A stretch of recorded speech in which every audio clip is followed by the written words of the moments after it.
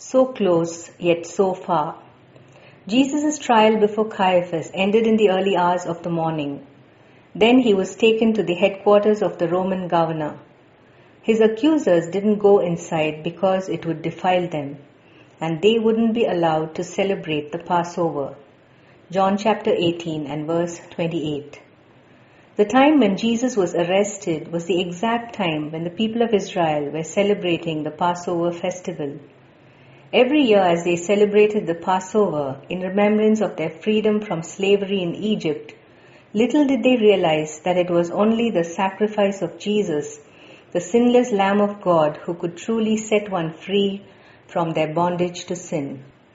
In John chapter 11, when Jesus raised Lazarus from the dead, and many commenced to put their faith in him, it agitated the Pharisees and the chief priests so much that they planned to put Jesus to death. When the matter was brought to Caiaphas the high priest, here's what he prophesied. You don't know what you're talking about.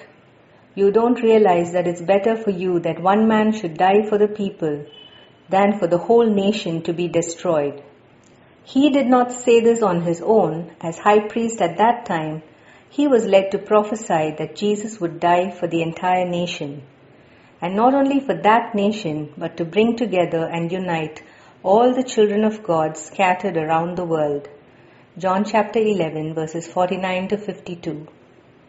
The irony of the situation was that as the people of Israel, including the accusers of Jesus, prepared to observe the Passover, Caiaphas as a high priest not only put Jesus on trial, but also handed him over to Pilate to be sentenced to death. By doing so, Caiaphas, unknowns to himself, handed over the Lamb of God to be slain for the sins of all mankind. Once a year it was the practice of the high priest to enter the most holy place behind the veil and offer sacrifices, first for his own sins and for the sins of the people. He would bring the blood and sprinkle it on the mercy seat, seeking atonement for the sins of both himself and of the people. Hebrews chapter 9 beautifully portrays all that Jesus did when he shed his blood on the cross for us.